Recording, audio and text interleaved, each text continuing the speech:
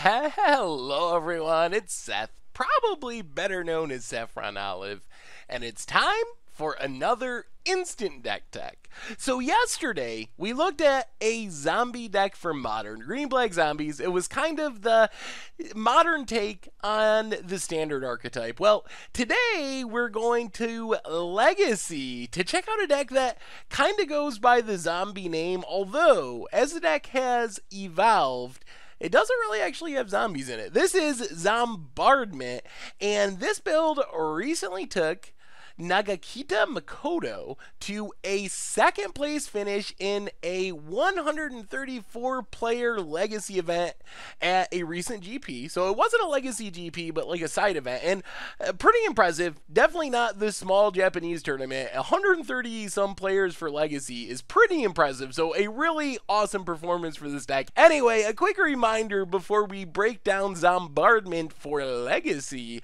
If you enjoy this deck and you want to see it made into videos, take a minute, click the like button, the subscribe button, leave a comment, anything you can do to support your deck, because whichever deck is most popular gets a shot at being made into videos next week. So Zombardment is kind of this weird legacy version of Aristocrats almost. So the creatures in the deck are either about coming back from the graveyard so we can use them every single turn, or cards that put multiple creatures into play, except for Deathrite Shaman. So Deathrite Shaman, let's just get it out of the way right away because it doesn't really do anything important for the deck. It's just an accelerant. It's kind of like a Birds of Paradise. It has tons of upsides, a 1-mana Planeswalker, but it doesn't really fit the theme of what our deck's doing. However, the rest of the creatures, we have Lingering Souls, which just puts a ton of bodies on the battlefield for a low price. And then Bloodcast, of course, if it dies somehow, and it will die, that's the plan of the deck, we can play a land, it comes back from the graveyard. Next turn, if it dies again somehow,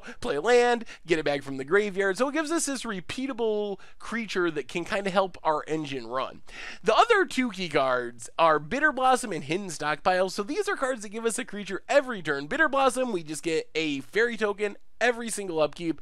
Hidden Stockpile is kind of the card that makes this deck work. And it seems so strange. Random, uncommon from Aether Revolt. Now, legacy staple, I guess. You are able to sack a creature to scry, and then as long as something left the battlefield and you trigger Revolt, you get a servo at your end step.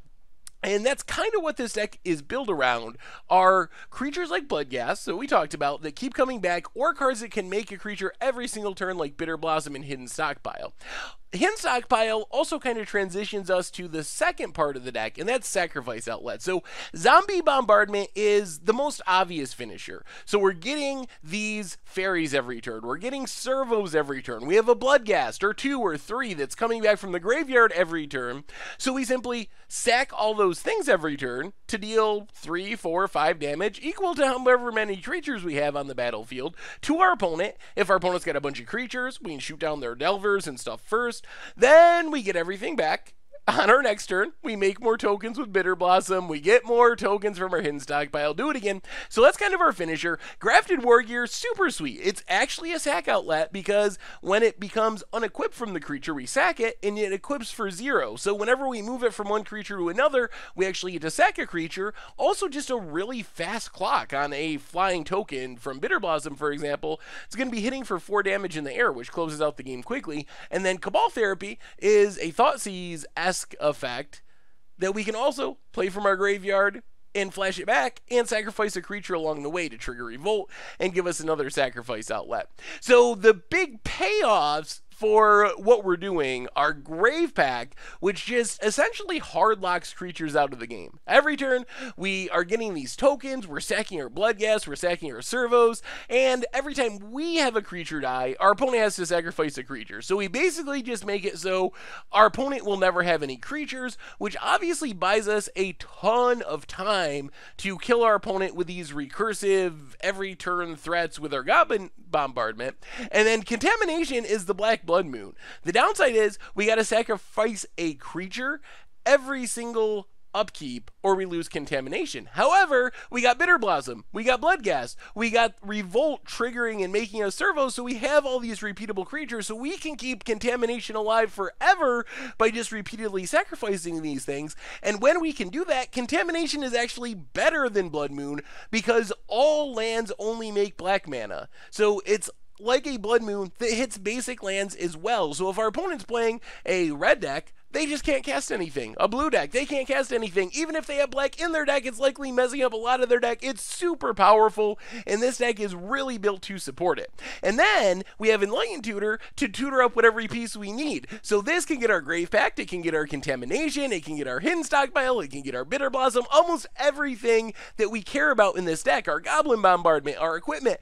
Enlightened Tutor can find it for 1 mana, and then Faithless Looting, just another cheap way to dig through our deck, and we have stuff that we don't mind putting in the graveyard. Our Bloodghast is a free discard, our Lingering Souls is kind of a free discard, our Cabal Therapy is a free discard, so even though we're discarding cards, that's kind of fine because we got cards that we would rather have in our graveyard than our hand.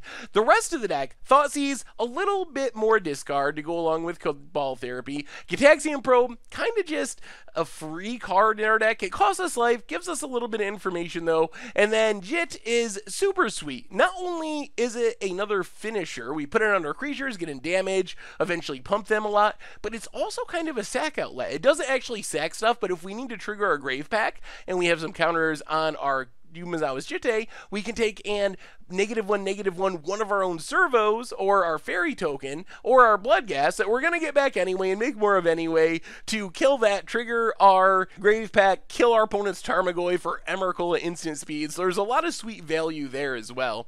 Mana base, Phyrexian Tower, another low opportunity cost sacrifice outlet, adds a little bit of mana, not super relevant, but a free instant speed sack outlet. Undiscovered Paradise is a combo with Bloodghast. It bounces back to our hand every turn that we tap it. So that means we always have a land to play every single turn to trigger our landfall ability on Bloodghast, get it back from the graveyard, sack it again. Next turn we bounce our Undiscovered Paradise, do it again. Wasteland, just a one-of to get rid of whatever problematic lands our opponent might have. Otherwise, pretty straightforward. Fetches for original dual lands, for basic lands.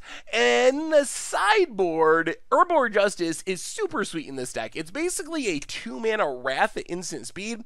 Gifted Aetherborn for aggro decks, great blocker of Goblin Guides and Monastery Swift Spears and so forth, Snapcaster Mages, and Snaring Bridge to hold back Eldrazi and big creature beads, some artifact enchantment removal and Wear, Tear, and Seal cleansing, Pithing Needle, kind of a catch-all, Surgical Extraction for graveyards, more Thoughtseizes for combo matchups to get our opponent's combo piece, another Contamination to deal with our opponent's annoying mana, and that is Zombardment for Legacy. And that's been our instant deck tech for today. So thank you very much for watching. I hope you enjoyed the video, and I will talk to you soon. Thanks for watching the video. If you enjoyed it, help us out by clicking that like button down below. And to keep up on all the latest and greatest, click that subscribe button. And don't forget to hit that bell icon to get alerts whenever we have new videos. And if you want to, check out some of our other sweet videos here and here.